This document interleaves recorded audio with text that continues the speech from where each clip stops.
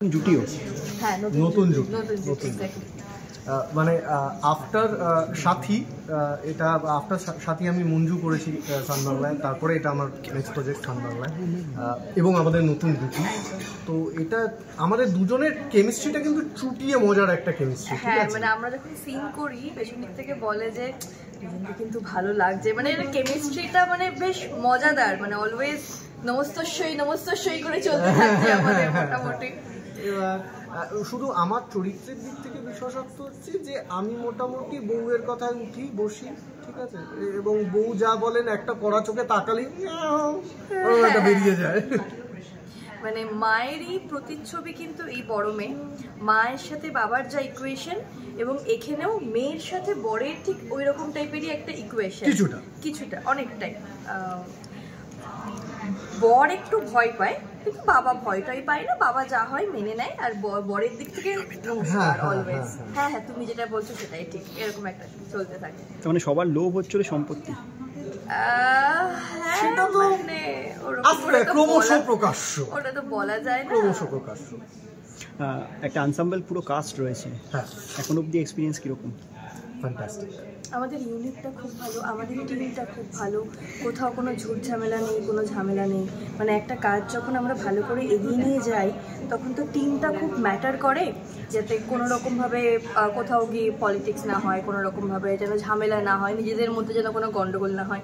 সেই দিক থেকে আমাদের মেকআপ রুম কেমিস্ট্রি ঠিক যতটাই ভালো, আমাদের অনস্ক্রিন কেমিস্ট্রিও ততটাই ভালো, এবং আমাদের ফ্লোর অ্যাটমসফিয়ারও ঠিক ততটাই ভালো। একদম মানে আমরা পুরোটাই হাসি ঠাট্টা মজার মধ্যে দিয়ে কাজ করতে করতে চলে যাই। এবং কিরণ দা যে আমাদের ডিরেক্টর, শুধু কিরণ দা কেন, মানে আমি, কিরণ দা আমাদের যিনি প্রডিউসার, সবাই মানে আমরা একটা টিম হয়ে এত, মানে আমরা এরকমও হয়েছে আউটডোরে আমরা একসাথে লাঞ্চে বসেছি, ঠিক আছে, আমরা একটু ভাগ ভাগ করে খাওয়া দাওয়া করে সবাই যে যা এনেছি সেরকম ভাবে খাওয়া দাওয়া করে। মানে ইউনিটটা আমাদের না দেরি হয়নি, মানে প্রথম থেকেই ডে 1 থেকে এই ইউনিটটা হয়ে এসেছে, ডিরেক্টর জেল করে গেছে পুরো। হ্যাঁ ডিরেক্টোরিয়াল টিম হোক বা মেকআপ রুম হোক বা আর্টিস্টের মধ্যে বন্ডিং হোক, সবটাই খুব সুন্দরভাবে এগোচ্ছে এখনো পর্যন্ত, এবং আগামী দিনেও একদম। আচ্ছা, পর্দায় দুষ্টুমি করলেও মানে বউ তো বেশ গ্ল্যামারাস, তো কি বলবে, একটু প্রশংসা করো, কেমন লাগছে একটু?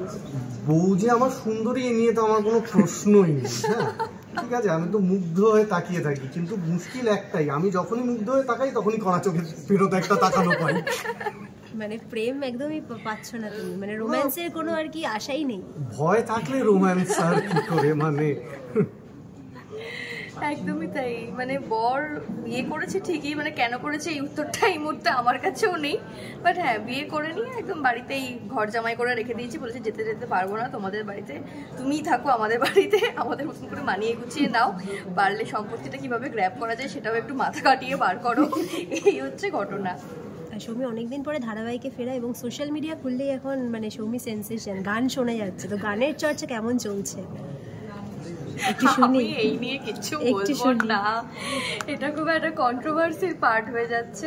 দেখো দর্শকরা আমাকে ভালোবাসে, আর গান শুনতে হলে সিঙ্গারদেরকে ডাকবে, তাই না? আমাদেরকে ডাকা হয়, আমাদের মতন অভিনেতা বা অভিনেত্রীদের ডাকা হয় একটা ফুল এন্টারটেনমেন্টের জন্য। তো আমি গিয়ে কতটা দর্শকদের সাথে ইন্টারাক্ট করতে পারছি, খারাপ কথা তো বলবেই, পজিটিভ কথাও আসবে, কারণ খারাপটা না বললে পজিটিভ দিকটাকে আমি কিভাবে এনজয় করব। তো সেই জায়গা থেকে দাঁড়িয়ে শো মানে জোর কদমে চলছে। তোমার ভোজপুরি গানের কিন্তু একটা আলাদা মানে দর্শক রয়েছে, হ্যাঁ তুমি শুনেছো কি ওর গান? শুনেছো? এখনো অব্দি না, কিন্তু আমি এখানে আরেকটা কথা শুধু বলতে চাই, ও কিন্তু এই শটের মধ্যেখানে নিজে পড়াশুনো করে সিনের ফাঁকে, হ্যাঁ নিজে পড়াশোনাটাও চালাচ্ছে। আমার যেহেতু এখনো পড়াশোনা চলছে, মাস্টার্স কমপ্লিট হয়ে গিয়েছে, কিন্তু তারপরেও এখনো একটা মানে গোল আছে, তো সেটার জন্য পড়াশোনাও চলছে। তো সব মিলিয়ে স্টেজ, শুটিং, পড়াশোনা, তো সব তালপুল মিলে জোর কদমে এগোচ্ছে। তাহলে আমাদের জন্য অনেকটা ভালোবাসা নিয়ে প্লিজ সান বাংলার পর্দায় চোখ রাখুন, ঠিক রাত্রি 8:30টার সময়, সোম থেকে রবি সোহাগে আদম। Thank you. একটু দাঁড় করি।